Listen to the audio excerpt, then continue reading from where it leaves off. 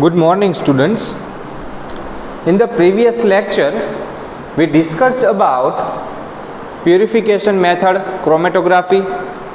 In that chromatography, we discussed about column chromatography, thin layer chromatography, and after that, paper chromatography.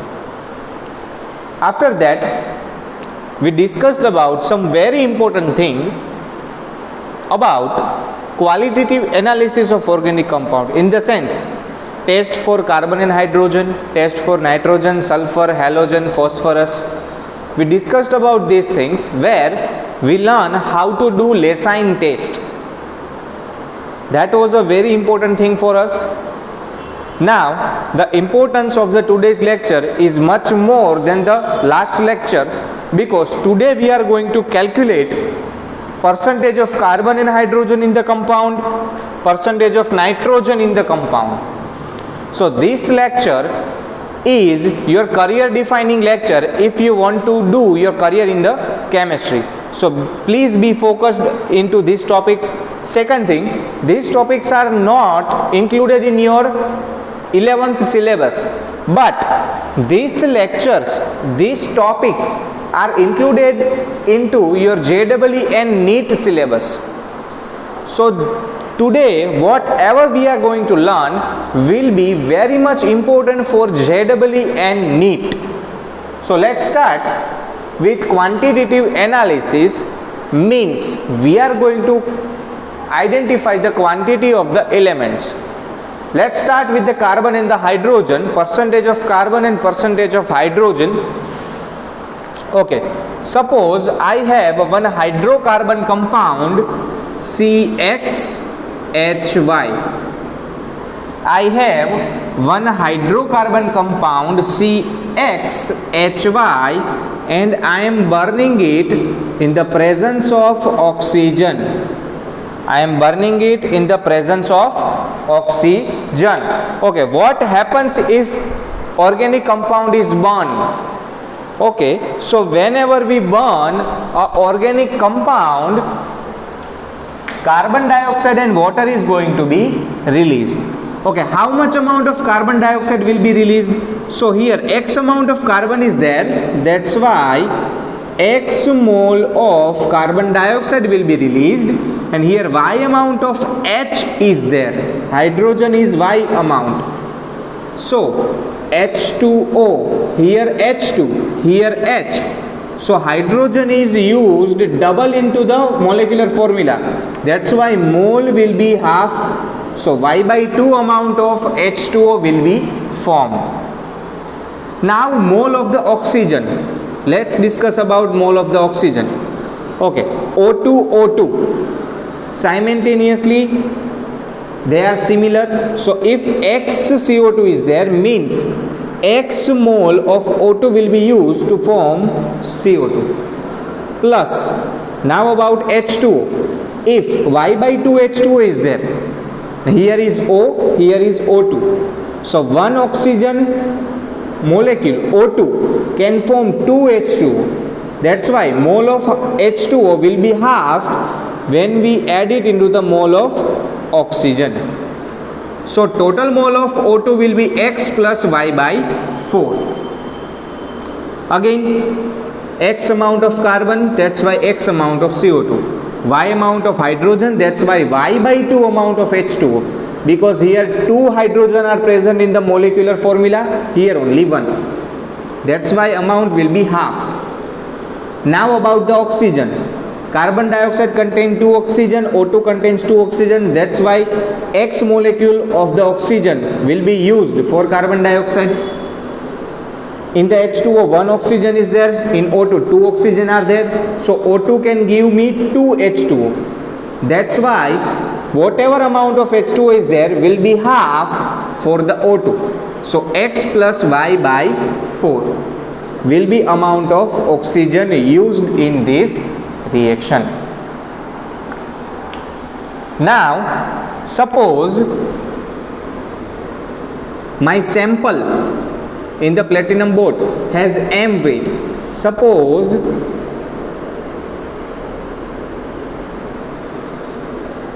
mass of organic compound is equal to m gram. Mass of organic compound is m gram. Okay, now let's discuss what this diagram is about, what this instrument does. We have one combustion tube. This tube provides me proper environment to burn organic compound. In that combustion tube, I have put it down one platinum crucible or boat, a vessel. In that platinum vessel, I have put it down my organic compound, my sample in the platinum boat with m gram weight. When we heat it in the presence of dry oxygen, pure dry oxygen, this compound will burn. This compound will combust, will burn and give me carbon dioxide and water plus dry oxygen, pure. Some amount of compound will be incomplete combustion and they will provide me carbon monoxide. But for that carbon monoxide, CuO pellets are there. These CuO pellets will convert carbon monoxide into carbon dioxide. So when this mixture comes here, carbon dioxide, water vapor and dry oxygen will be there. Carbon dioxide, water vapor and dry oxygen will be there here. Now I have two U-shaped tubes. These U-shaped tubes, in the first tube there is anhydrous CaCl2 which is water absorber. Anhydrous CaCl2 will absorb the moist, will absorb the water, and aqueous KOH will absorb carbon dioxide and extra O2 will be released. Anhydrous CaCl2, anhydrous calcium chloride will absorb the water and aqueous KOH will absorb the carbon dioxide. Before I added aqueous CaCl2, I weighed it down. I know what was the weight of CaCl2 before I add it. So after the completion of the system, I will weight it again. There will be increment in the mass of CaCl2 and the increased mass will be of water because CaCl2 absorb water. Carbon dioxide will be absorbed in KOH. So when I weight KOH again after the practical, the difference of weight of KOH will give me the weight of carbon dioxide. So suppose mass of H2O during the practical after the weighing down both of them comes m1 gram and mass of CO2 after weighing comes m2 gram. H2O m1 gram, mass of CO2 m2 gram. So let's find mass of hydrogen. Mass of hydrogen. So if we take 1 mole H2O into 1 mole H2O, 18 gram of H2O is there, and in 18 gram of H2O 2 gram hydrogen is there. 2 gram hydrogen is there in the formula, but we have m1 gram of H2O, then what amount of hydrogen will be there? Cross multiplication. That's why mass of hydrogen will be equal to cross multiplication m1 into 2 divided by 18.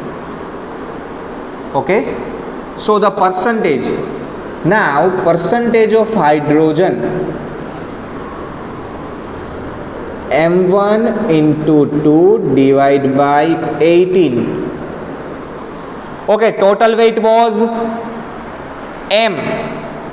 So out of m, hydrogen is in this amount, then out of 100 how much? That's why we have to just divide it by 100 by, multiplied by 100 by m, and this will provide me the formula for percentage of hydrogen. Okay, likewise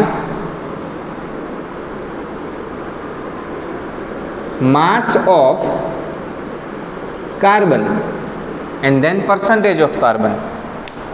Okay, for carbon dioxide, for carbon we are using carbon dioxide, that's why 1 mole of carbon dioxide will provide me 12 plus 32, 44 gram of CO2. In that 12 gram carbon is present, but I have m2 gram of CO2, then what amount of carbon will be there? That's why mass of carbon will be equal to crossly multiplied m2 into 12 divided by 14. And now percentage, so percentage of carbon will be equal to this weight divided by total weight into 100. This weight divided by total weight of the compound into 100. So m2 into 12 divided by 18 into 100 by m. That will be the formula for carbon. Remember, in your textbook they have provided only the formula. How the derivation of the formula is occurred, we have to do it by ourselves. That's why I am derivating this whole process. So be focused what is happening. If you missed something, please revise the lecture completely. So that was about the percentage of carbon and hydrogen into your organic compound. Now let's discuss about percentage of nitrogen into the compound. Okay, there are two different methods to calculate the percentage of nitrogen into compound for two different things. First method is called Dumas method and the second method is called Zildahl's method. Zildahl's method are used for derivatives of ammonia like NH2, primary amine, secondary amine and tertiary amine. After that CONH2, then CONH, again empty bond, primary amide, secondary amide and tertiary amide. So this type of group containing compound will be measured using Zildahl's method. And azo, N double bond N, azo group, then nitro, then nitrogen in the benzene ring. That type of heterolytic compounds will be measured using Dumas method. So these three group, for that we will use the Dumas method, and for ammonia derivative groups we are going to use Zildahl's method. Okay, so let's discuss Dumas method first. In this method, some of the concept we are going to use to derive the formula will belong to the previous syllabus of the 11th. Means chapter number 4 and 5 will be included here in this particular derivation of the formula. So I will refer that particular chapter to you, and from that chapter we are going to use some formulas. Okay. First of all, our compound is containing of nitrogen. So if our compound have nitrogen, that means CX, H amount, Y amount of H, and nitrogen will be with Z amount. I am heating my compound with CuO. I am heating my compound with CuO. X amount of carbon will be converted into XCO2. Here Y amount of H2 is there, thereby Y by 2 H2O.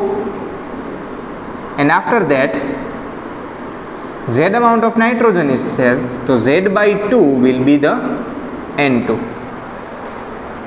Okay. X amount of carbon is there, CuO will oxidize carbon into carbon dioxide. Hydrogen will be oxidized into water, so Y amount of hydrogen will be into the Y by 2 amount of water, and nitrogen converted into N2. So here 1 nitrogen, here 2 nitrogen, the amount will be half, Z by 2. Now let's discuss about the copper. Pure copper will be released. Pure copper will be released. So whatever mole of copper here, we will put it over here also. So here 2 oxygen are there into carbon dioxide, and here 1 oxygen is there into copper oxide. So whatever amount of carbon dioxide is there, double amount of copper oxide will be used to provide oxygen. That's why 2x. Now nitrogen do not have any oxygen, so that will be freed. H2O, 1 oxygen in copper oxide, 1 oxygen in H2O. So same amount of CuO will be used to form H2O. So total mole of CuO 2x plus Y by 2. Same will be here, 2x plus Y by 2. So that was the chemical reaction we are doing over here for our organic compound. Okay, where is my sample? So my sample is over here in this particular part of the furnace. Copper oxide plus organic compound, copper oxide, cupric oxide plus organic compound into this part of the furnace. I am providing carbon dioxide continuously. Okay. So when I light up the furnace, it will heat this portion. Okay, in that portion, one portion is of copper gauze, in the sense one particular gauze of copper. Middle one will be with copper oxide plus organic compound, our sample. Again coarse copper oxide, in the sense impure copper oxide, and the last one will be reduced copper gauze. Only a copper metal is there, not copper oxide. So what happens when we light up the furnace? Our organic compound will be decomposed or digest into carbon dioxide, water and nitrogen. Carbon dioxide, water and nitrogen. Now what happens? Some amount of nitrogen will be also converted into nitrous oxide, N2O, oxygen, oxides of the nitrogen. That oxides of nitrogen will be reduced over here in copper gauze, and they will convert into N2 also. So final product will be carbon dioxide, H2O and N2. No other nitrogen oxides will be there because of copper gauze. So when this mixture comes over here and copper will be into the coarse CuO and Cu. So copper will be filtered, and these three gases mixture will come over here, where I have put a mercury seal for a nitrometer. I have put a mercury seal for nitrometer. This nitrometer will calculate the pressure of the nitrogen over here. Okay. Nitrometer will give me the pressure of nitrogen in mmHg scale. We know a unit of pressure is atmospheric pressure in bar. I will make it easy for you. 1 bar equal to 760 mmHg. So you can convert it easily. It is like 1 centimeter equal to 1 by 100 meter. Okay. So nitrometer will calculate the pressure. But this pressure will be of two things. One because of water pressure, aqueous tension, and one will be the atmospheric pressure. So P1 will be equal to, pressure will be, P1 will be equal to atmospheric pressure minus aqueous tension, so that we can identify a proper value of pressure built into this particular portion. Now this blue liquid is aqueous KOH, solution of KOH. This blue liquid is aqueous KOH. When the mixture of carbon dioxide, H2O and nitrogen comes over here, carbon dioxide will be absorbed in KOH and water will be mixed in KOH. Only gaseous product remained will be the nitrogen. Other two will be converted into the liquid form or a solid form. Carbon dioxide will be absorbed in the KOH and H2O will be in the liquid form, and it will dilute the KOH solution. Only a gaseous form, gaseous product remaining is dinitrogen, and dinitrogen will kept on the upper side, and as dinitrogen added, level will goes down and pressure will increase. Okay, I have putted ml scale over here so that I can identify the volume of the dinitrogen. We can measure the volume of dinitrogen from here easily. Okay, so I will be obtaining a volume, and we are doing this whole practical at T1 temperature. So pressure is P1, temperature is T1, and volume from here is V1. Okay, temperature T1, pressure P1, and we are doing over here is volume will be V1. So now let's suppose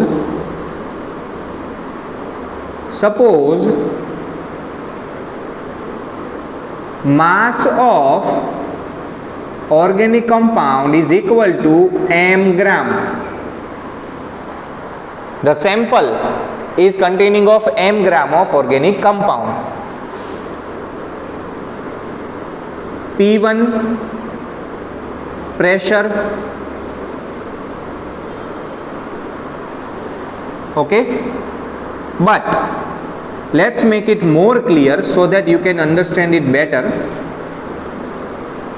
P1 bar. So if this meter gives me scale into mmHg, I have to convert mmHg into bar. So 760 will be in the denominator.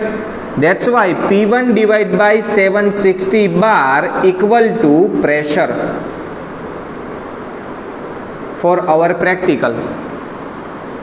Okay, V1 ml will be the volume and T1 will be the temperature.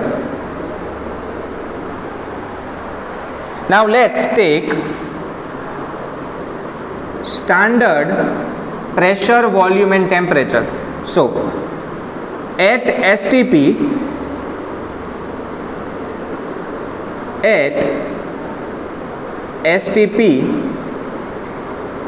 P will be equal to 1 bar, V will be equal to, we have to find it out, and T will be equal to 273 Kelvin. So from chapter number 5 we are going to use one formula. That formula is known as the ideal gas formula. From ideal gas equation, from ideal gas equation,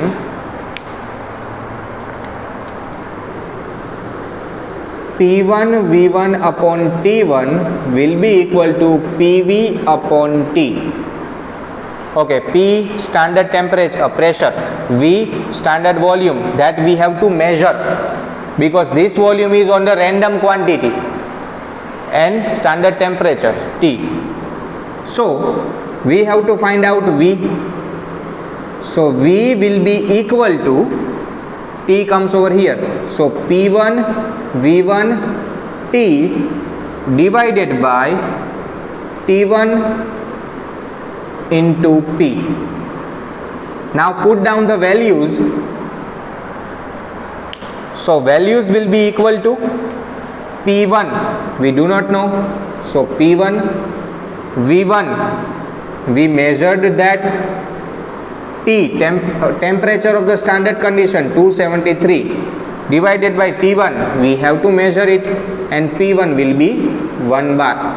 Okay, P1 value is P1 divided by 760, not only P1. So 760 into T1 into 1. 1 is not necessary to write it down, will be equal to volume of N2 at standard temperature and pressure. We use this formula to measure it. Okay, now we know that from that chapter, again from that chapter, for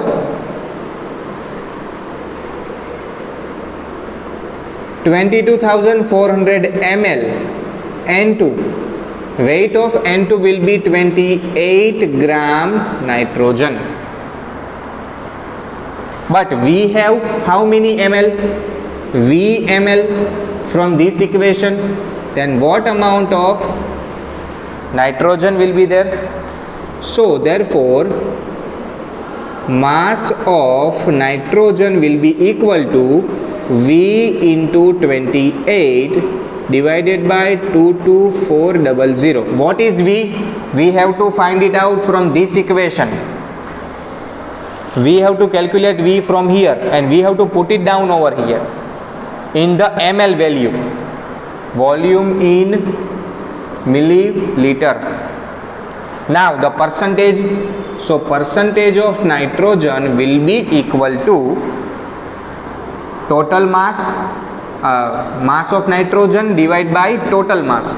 So mass of nitrogen V into 28 divided by 22,400 divided by M into 100. So whenever we have to calculate the percentage, simply multiply it by 100 into M, and you will get the percentage formula. So that will be the percentage of nitrogen using Dumas method. Clear? That will be the formula for the percentage using Dumas method for azo group, nitro group, and nitrogen in the benzene ring group. Okay, now let's discuss about the Zildahl method. This method is very much precise and very much useful for us. Okay, it is useful for ammonia derivative groups, NH2 amine, secondary amine, tertiary amine, primary amide, secondary amide, and tertiary amide group. Zildahl is the name of the scientist. Zildahl named scientist give this method, that's why it is known as a Zildahl's method. He particularly prepared one flask, that flask is also known as a Zildahl's flask. Okay, into the Zildahl flask we have taken our organic compound sample. I have added excess amount of concentrated H2SO4, and to speed up the reaction I am adding copper sulfate, and after that I am heating it for 1 or 1.5 hours. so that our organic compound will be completely converted, the nitrogen will be completely converted into ammonium sulfate, NH4 twice SO4.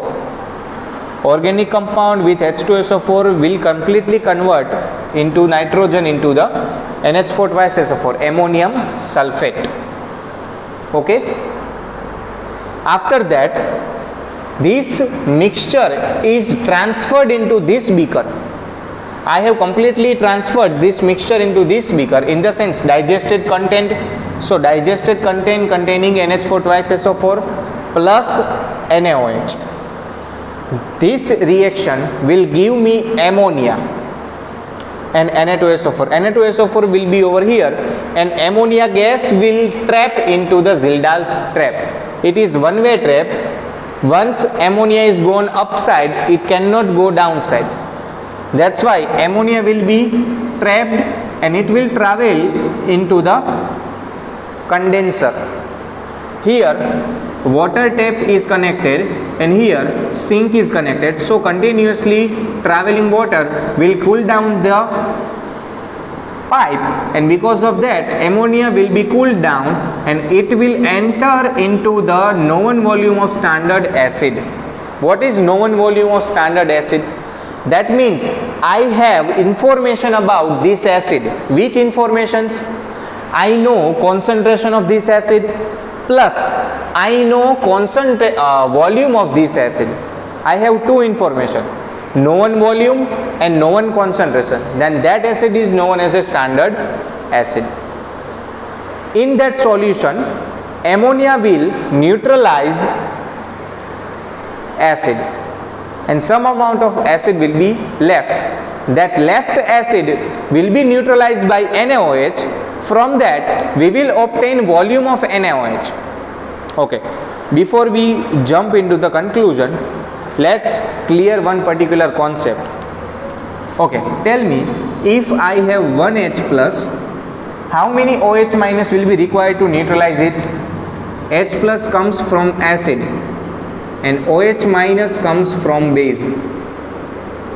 Okay, so if I have 1H plus, I will require 1 OH minus to neutralize it. Okay, that you agree on? Okay, suppose I have 0.1 molar H2SO4, then how much H plus will be there?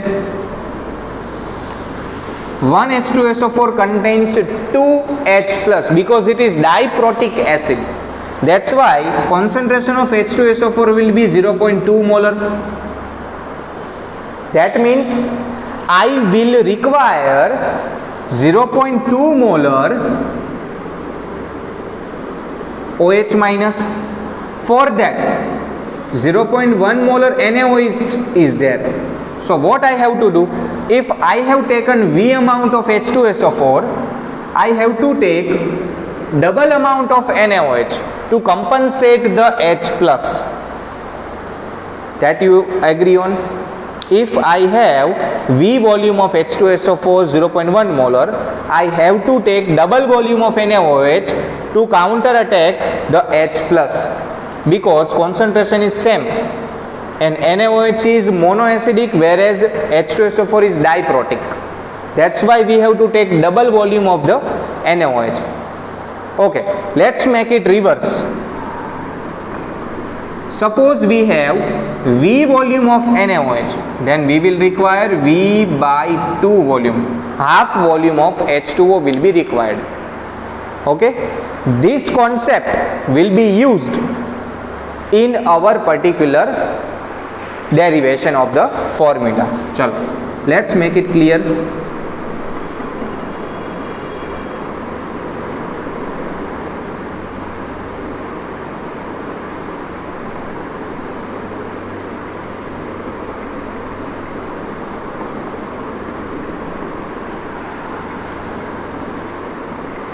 So let's start the derivation of Zildahl's method.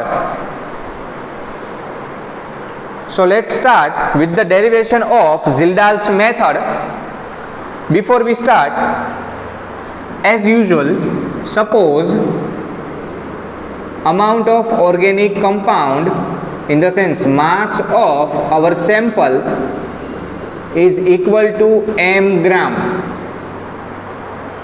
Now from the last step, the remaining acid was titrated against NaOH. So first m molar H2SO4 volume is equal to VmL. Total volume is VmL.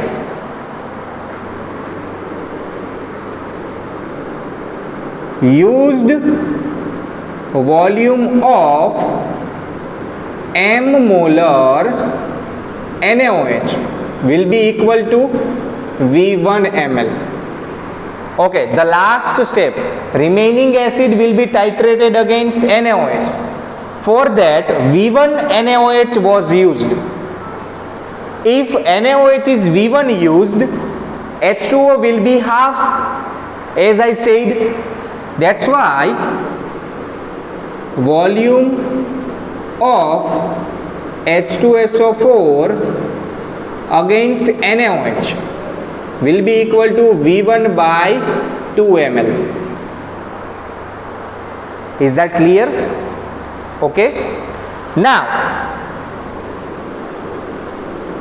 remaining volume of H2SO4 which was used for NH3 will be equal to V minus V1 by 2 ml. Total volume of H2SO4 V minus the volume used for NaOH. Then this volume was used for NH3. Now NH3 is monoacidic, this is diacidic, dibasic. So NH3 will be double than this, like NaOH and H2SO4 ratio. NH3 will be double. That's why volume of NH3 will be equal to 2 into V minus V1 by 2 ml. Okay, I got the volume, and for that concentration will be m molar, because concentration of H2SO4 was m molar and concentration of NaOH was also m molar. So concentration will be same of all of three. Now let's make it to the formula. Therefore 1 molar NH3 contains 1000 ml with 14 gram of nitrogen and 17 gram of ammonia. From 17 gram, 14 gram is nitrogen, 14 gram nitrogen. But I have m molar NH3 with 2 into V minus V1 by 2 ml. Then how much amount of nitrogen will be there? Cross multiplication. That's why mass of nitrogen will be equal to m into 2 into V minus V1 by 2 into 14 divided by 1000. Okay, this will be the mass of nitrogen. Now the percentage of nitrogen will be equal to, simply multiplied by 100 by m. So capital molar concentration in the sense into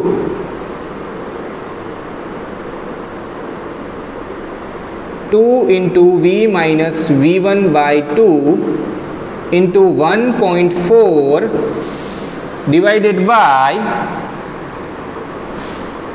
m. What I have done, look at this, 100 into m. So 100 will be divided over here, so 10 will be remaining, and 10 and 14 gives me 1.4. divided by m, so divided by m. So this will be the formula for percentage of nitrogen using H2SO4. This is for H2SO4. Suppose I have HCl. For HCl, what happens? Okay, total volume will be V. With NaOH, it will also be V1. Why? Because NaOH used V1. Then for HCl, NaOH will be equal to V1 because both are monoacidic and monobasic. It is not going to be halved or doubled. So for ammonia, V minus V1. So the percentage formula will be equal to, instead of this I will use only V minus V1. So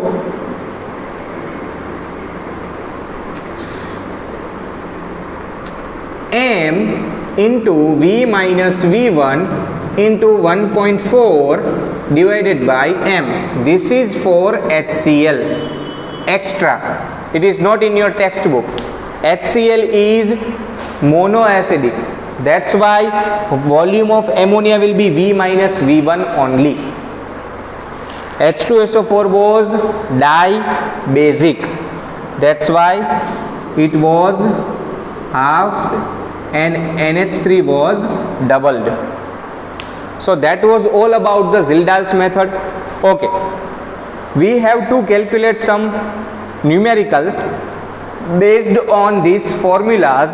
So remember these formulas, specially Dumas method and Zildahl's method. The concept will be used in JEE and NEET. Twisted MCQs will be there because of these two complicated theories. So refer it. Second thing, these particular derivations are not available in your textbook properly. So for the derivation, write it down from the board, every single thing, so that you can clear your concept every time. If you have any doubts regarding this, directly contact me and I will solve your problems. So in the next lecture, we will calculate the percentage of sulfur, halogens, phosphorus and oxygen. That's all for the today's lecture. Okay, I forgot to tell you about the homework. Okay, what about the homework? You have to start quantitative analysis. From there up to the Zildahl's method, you have to write down every single thing, every single explanation and every single derivation at least for 2 times, so that it becomes more clear, and write it on your own.